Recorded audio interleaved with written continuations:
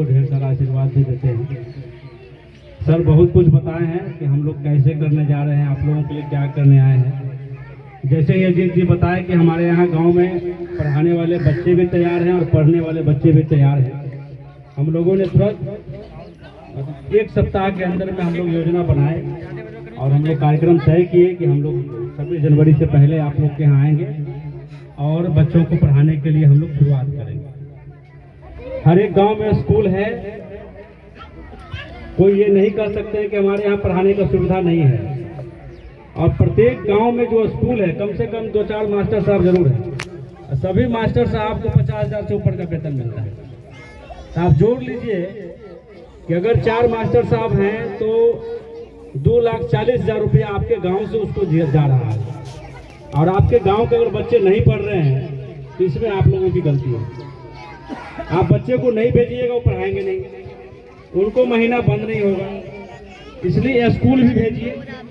हम लोग ये व्यवस्था इसलिए किए हैं कि अगर स्कूल में बच्चा को कोई बात समझ में नहीं आया तो यहाँ गांव का बच्चा से पूछ सकता है और गांव का बच्चा जो है सुबह शाम इसको बता के पढ़ा देंगे। और जो बच्चा पढ़ाएंगे गांव के बच्चा, हम उनके लिए पूरे देश की बात कर रहे हैं।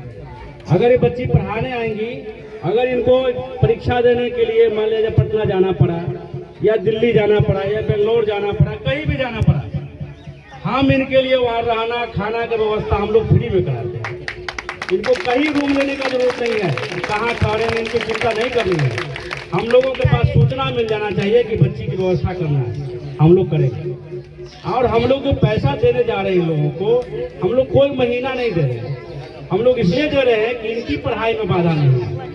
ये नहीं कि इनको ट्यूशन फीस लग रहा है, बेचारी को नहीं मिल पा रहा है, पढ़ने के लिए जो कॉपी कलम किताब है वो नहीं मिल पा रहा है, ये भी पढ़ेंगे।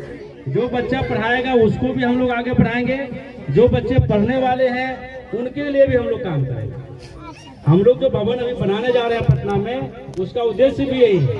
इन्हीं में से बच्चों को चुनेंगे जिनके गार्जियन एकदम पढ़ाने के लायक नहीं है और वो बच्चा पढ़ना चाहता है, उसको हॉस्टल में रख के पढ़ाएंगे।